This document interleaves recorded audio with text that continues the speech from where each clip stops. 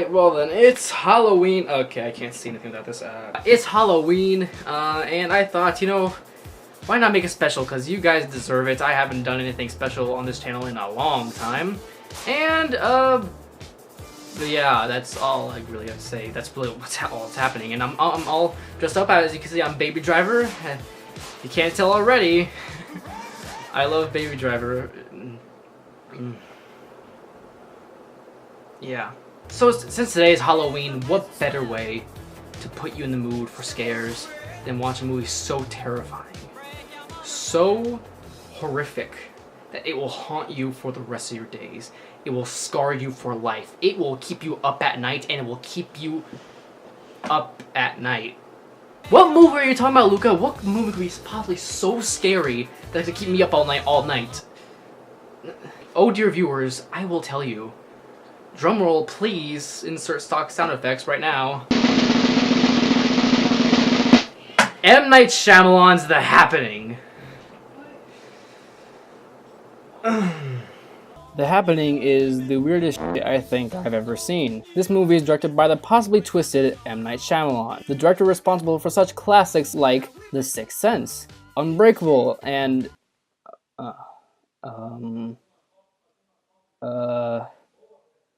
oh god. The Happening was a horror movie released in 2008 and was met with critical and financial success. It stars Mark Wahlberg, Zooey Deschanel, and a bunch of other people who can't act. This movie is notorious for its bad acting, terrible dialogue, Chilly, isn't it today, Sal? Maybe a little. stupid story, I think I know what's causing this. You do? It's the plants. but it is one of the funniest things I think I've ever watched in my life. You like hot dogs, don't you? Everything the characters say or do is a goddamn punchline. They have no motivation for what they do, and what they do is just bizarre.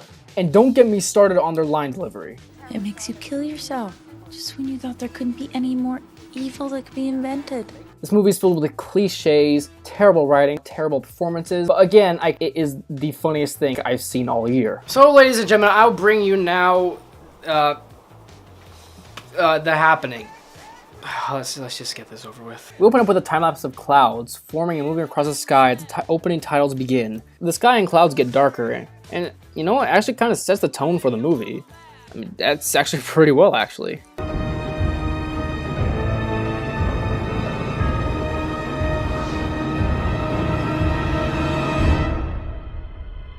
I kind of just realized that the opening theme of this movie sounds a lot like the Sandman's theme from Spider-Man 3. And that movie came out a year before this one. Fox, get your lawyer team ready, because you got some explaining to do. So we open up in a park, and for some reason, the movie decides to give the exact time of day the scene is taking place. The movie then gives a 5-second long shot of some trees swaying in the breeze. I mean, it kind of disguises itself as an establishing shot, but this was the establishing shot. So I don't know what this is for. Is this foreshadowing, or does M. Night Shyamalan have a tree fetish? Then we meet these amazing actresses who are reading their books together. Then one of them says she forgot where she is in the book, and for some reason her friend knew exactly where she was. Are you guys reading every word like exactly in sync with each other? Like how do you know where she is? I forgot where I am. You're at the place where the killers meet to decide what to do with the crippled girl. That's right. Like, are they reading the book together simultaneously, like in unison? Like, what? And one of you could read faster than the other. One of you could be a slow reader. So, like, why? How would you know where she is? Then one of the friends hears a scream, and she says it looks like people are clawing at themselves. People look like they're clawing at themselves. Is that blood? But just 2 seconds ago, there was no one doing that, and then the next shot is just people standing still.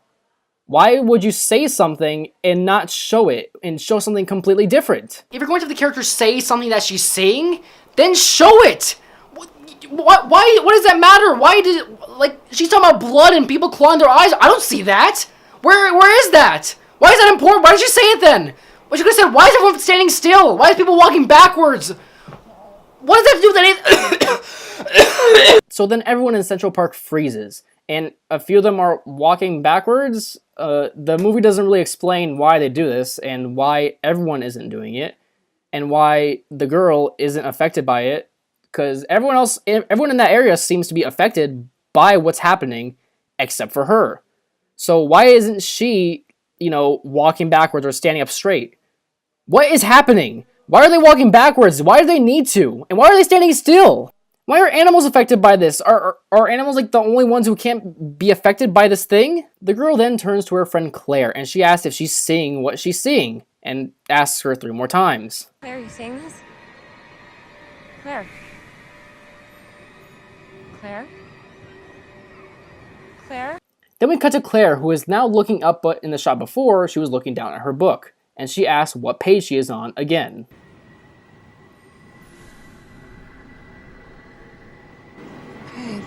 Then she takes a pencil out of her hair and stabs herself in the neck while her friend just watches and does nothing. Oh no, I guess she'll never find out what page she's on.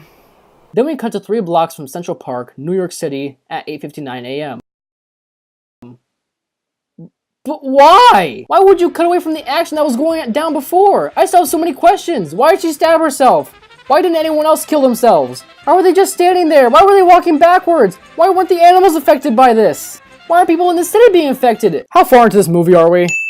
Holy I feel like I've been here for 2 days. So we then cut to a construction site where these asshats aren't doing their jobs and are talking about a small and a big guy. You have a girlfriend named Wendy too? Well, I saw your thing and it said WY. The big guy says, no, man. Mine says, welcome to Jamaica. Have a nice day. Yeah, I don't know why that was funny, but I wish I could have been there to hear that killer joke. Okay, I'll go kill myself. Then some guy falls from a high place and dies. Christ, Mackenzie fell. Oh, look at that nauseating shaky cam. I can feel my insides ready to throw up my lunch already. Listen, I get that you use shaky cam to make the illusion that you're actually in the movie and that the camera is supposed to be a person, a character in the film, but what human being runs like this to the point where this is what they see when they run? It just looks like a cameraman who's trying to run with a heavy camera on his shoulder. Then after that fiasco, Davis dies. Davis? How did you even know that was Davis? He looked like he wasn't facing you, and he was in a bunch of rubble, and there's blood everywhere, so like how did you even know that was him? Did you specifically remember the clothes he was wearing? Or... Oh, okay, yeah, whatever, it's fine. What follows is a montage of people jumping off buildings and killing themselves. And actually, it's kind of scary, actually. It's actually pretty well done.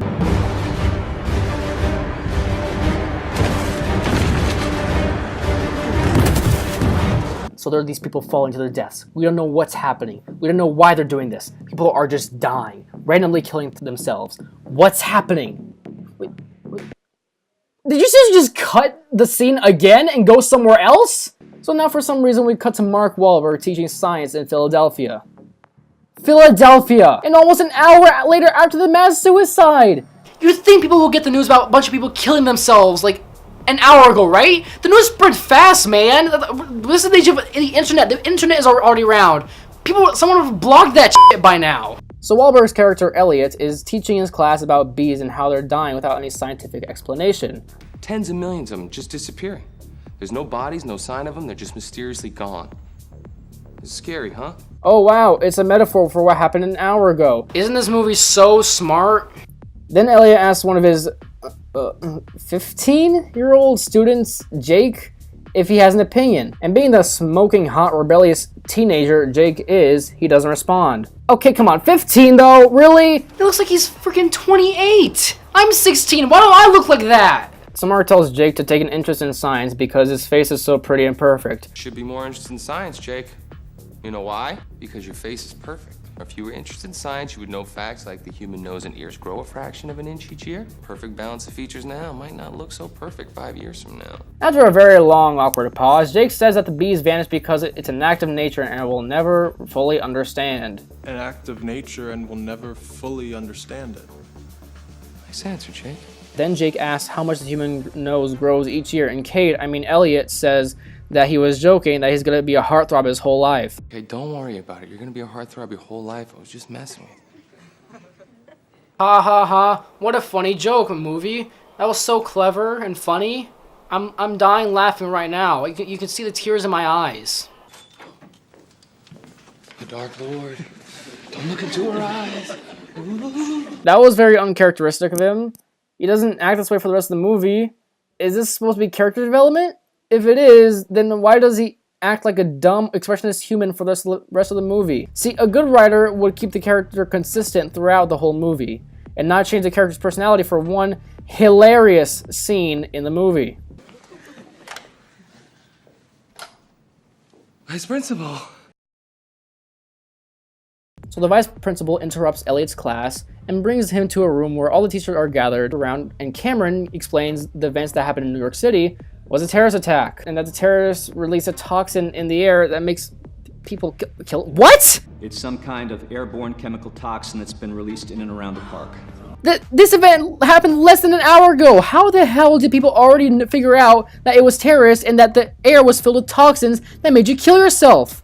Does that even exist? Said to watch for warning signs. The first stage is confused speech. The second stage is physical disorientation, loss of direction. The third stage is fatal. Oh my god, so much exposition. This all happened less than an hour ago. How do people already know the signs and symptoms? And how do they know the toxin was released in the air? Seriously, how do they know the side effects and the symptoms before you kill yourself? I mean, sure, people just randomly kill themselves as random. I mean, like, that's happened before in real life. Like, there are cults that do that. Like, that having gate shit. Why can't people just assume it was that? I also like to point out that this movie is supposed to be a horror movie. And, you know, if you want to make a horror movie, you have to have a scary kind of title. You know, like Child's Play, Saw, Insidious. Those are kind of like Lights Out even. Those are scary movie titles. What is The Happening? That doesn't sound scary at all. So the whole school is dismissed, and then this happens. Hey, guys. Nothing. Why would you leave that in there? Will this be important to the story later? No, it doesn't. It won't be. This just happens for no reason. Is this trying to be character development? Well, guess what? It's not. If he said, "Hey guys, be safe," then yeah, that would've been great. That would've been character development. It showed that he's a caring guy. So why is this in the movie?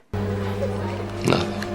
We are now introduced to the biggest in the movie, Elliot's best friend Julian, who just lied to his mom to make her shut up and stop crying, and says people are dumb enough to believe that there will be a good outcome if there's a high percentage around it. So I threw some figures at her. It's good to be a math teacher sometimes. You know, people are comforted by percentages. Oh, what a As Elliot and Julian leave the school, Elliot tells Julian that his wife is being weird and distant for some reason. What's going on? If she's acting odd, just don't worry about it, okay? Look, if she's acting like she's distant or something. Why is this important to the plot? And why did they have to tell us? I mean, for the rest of the movie, it shows Elliot's wife being weird and distant, so why did you tell us? We could have figured it out ourselves. You know, there's a rule in filmmaking called show, don't tell. And it would have been great if you showed us that and didn't tell us. But then again, Zooey Deschanel is a pretty actress in this, so I guess they had to tell us that she was being distant and weird. Then some bullshit happens about his best friend and his wife at his wedding night that he said that he should never tell his best friend. I'm gonna tell you something. You should never tell your best friend. Why is everybody saying that? No one else said to you. I'm gonna tell you something. You should never tell your best friend. No one else said that to you. I saw her on your wedding day. Again with the wedding. No one else mentioned a wedding the scene before at all. Are you okay, Elliot? Are you hallucinating? Do you need to see a doctor? I walked into a waiting room by mistake and she was crying. She looked up. I saw her face. She wasn't ready to jump in, Elliot. That's not who she is. She's never gonna jump in when you need her, man. Why would you tell him this? And again, what does this have to do with the story? Why is this important? Why do you have to tell us this? We don't care. This will not be brought up in the story ever again. What is wrong with you? Then, I swear to God, I did not edit this, but the conversation was abruptly interrupted, and we cut to Zooey Deschanel's dead mannequin face. She's never gonna jump in when you need her, man.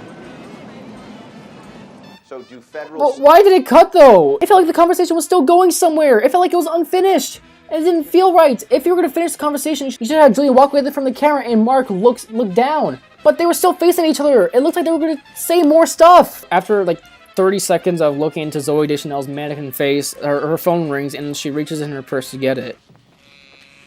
Holy shit, is that the script? Oh my god, that's the script of the movie! Wow, look how empty it looks. There's barely anything written on it. Yeah, no, it explains a lot, actually. So she opens her phone and sees someone named Joey calling her. Then she looks at the director, confused, and doesn't know what to do. And then he tells her off screen to throw her phone on the table and look at her phone, around the room, and at the crew like a f***ing moron. Seriously, you could tell she's looking at the crew. What else will she be looking at? Come on! This is just lazy! Why are you looking at your phone like that? What is happening? What is wrong with your face? So then she looks at her phone like a moron for 30 seconds.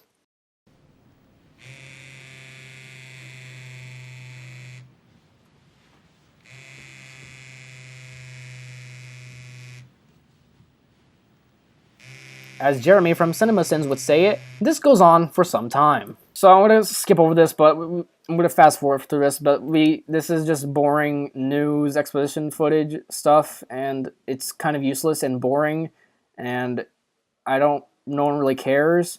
It just talks about how the brain works and how the toxin affects it. Okay, but how do you know? How do you know about the side effects? How do you know that they're going to become paralyzed? This movie doesn't care to explain anything at all as to how anyone knows anything. It makes you kill yourself. Just when you thought there couldn't be any more evil that could be invented. Oh wow, isn't she amazing? She delivered that line so well they didn't even need another take for it. In fact, every scene in this movie seems to be shot in one take. So Marky Mark tells his boring-ass wife to pack up, and he goes to his room to pack some stuff up. And he looks at his drawer, at his nightstand, and he looks at a picture of him and his wife. And, you know, I want to give them credit. They actually avoided a really stupid cliche. I thought he was going to grab the picture of his wife and look at it and then bring it with him. But no, instead, he grabs a mood ring. And not the picture that they took on their wedding day. What an asshole. So Joey calls Elliot's wife again, but this time she hangs up like a smart person, and she should have done it the first time. So it's obvious by now that she cheated on Elliot and doesn't want anything to do with Joey and just wants to forget whatever they did. Maybe this is why she's acting distant. See how I figured that out just now? Thanks for telling that to us early, M. Night Shyamalan. I definitely couldn't have figured it out for myself. Oh wait, I did! Oh wow, what a natural and convincing pose. Nothing unusual or suspicious is happening here. All she needs to do now is whistle a melody or tune and she'll be a goddamn cartoon character. So Elliot and his wife Alma, that's her name, leave their home and go to a train station where they meet Julian. And they find out through the news that the toxin that had been affecting everyone was actually airborne and it wasn't created by man. Latest developments. Autopsies on the first victims confirm the toxin is a natural compound. Good to know. Thanks, movie. So yeah, also Julian has his daughter with him, Jess, and her mom isn't there with her because she's grabbing stuff or something. And then he says this to her. Will Mommy visit Grandma's? Mom's gonna get in the next train. You know how she's always late. Well, kid, I'm sorry, but your mama's dead. Oh yeah, so we cut back to the whiny, cheating who's on the phone with Joey telling her to stop calling her. Hey, it's me. I'm on a train. I just want to say something, okay? You've got to stop calling me. We ate tiramisu together. That is it. I told you that would be it. You have got to chill out. Wait. What? They just had lunch? That's it? Then why the hell is she even worrying about this? She just had a friendly lunch date with a friend. Jesus Christ, Shyamalan, if you're gonna make her act all nervous and weird and distant, then make her actually cheat on Elliot. Is that so hard? Why? This conflict is pointless then. It's so stupid. Unless she lied to him, like said, oh no, I'm just working late, and she said she went out to lunch with a friend. They didn't even do anything. They didn't even kiss. They just ate lunch. They ate tiramisu. The train then stopped at this place called Filbert, Pennsylvania, and the conductor tells Elliot that they aren't taking passengers anywhere, and that the train isn't gonna, take passengers anymore because he lost communications with everyone. We lost contact. With whom? Everyone. Okay. Is Jess okay? She's not talking. Well, we're in a small town, Jess. Nothing will happen to us here. Oh god, they're all gonna die here. You can just tell how hard Mark Wahlberg is trying in this scene. What a great actor. Just kidding, he's in this. What? No. I mean, come on, Mark's a great actor. He's been in many great movies where he actually tries. But this... They react to human stimulus. Maybe people are setting off the plants? He's not even giving a shit in this movie. Every line, every action, every face expression is just monotone in one note. It's so bland, but it's so hilarious too. I swear to God, almost every line everyone says is just so poorly delivered and so bland, it's genuinely funny. It makes me laugh almost every time. Okay, it's getting way too hot for this shit. God damn it. So the group go to a diner to eat and rest. Then this confusing scene happens. No, you know what? Why don't you stay here, right? You can see me from over there. What? All right, you want to come with me? You can come with me without mine. You want to do that? Bro, I got it. Go get the milk. Yeah. Okay. What the hell was that? Do you want to go with your dad or not? Just make up your mind. Then Elliot tells Jess about how real mood rings are and how they're not complete bullshit. You see this ring? This ring can supposedly tell you what you're feeling. Let's see what you're feeling right now. It's just boring and stupid, and it has no real meaning whatsoever in this movie. And yeah, it's gonna be brought up in the movie again, but it still has no purpose whatsoever. What does it have to do with the movie? What does it have to do with the plot? Why is this important? Then this random lady shows up and shows Elliot a dude getting eaten by a tiger. Why would you show him that? You don't know him? Okay. Okay. The people in the diner then watch the news. They're now hearing that the events that happened before are less likely to be terrorist attacks, and that it's an epidemic that's only affecting the Northeast, and that the people are dead center of this epidemic. So everyone panics and leaves and tries to find a safe place and just, they just drive away. Elliot tries to find someone who can take him and the others to a safe place, and he seems very chill and not worried or stressed at all, like he should be.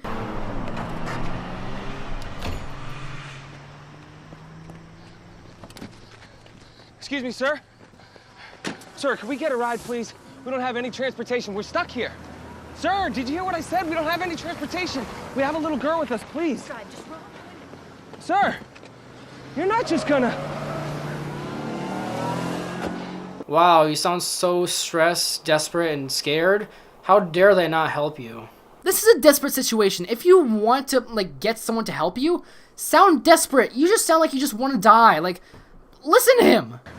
Sir, did you hear what I said? We don't have any transportation. We have a little girl with us, please. Sir! Oh yeah, can you guys please help us? We really need it. We have a child. Oh, come on, Mark. You can do better than that. Oh God, I'm starting to get a headache.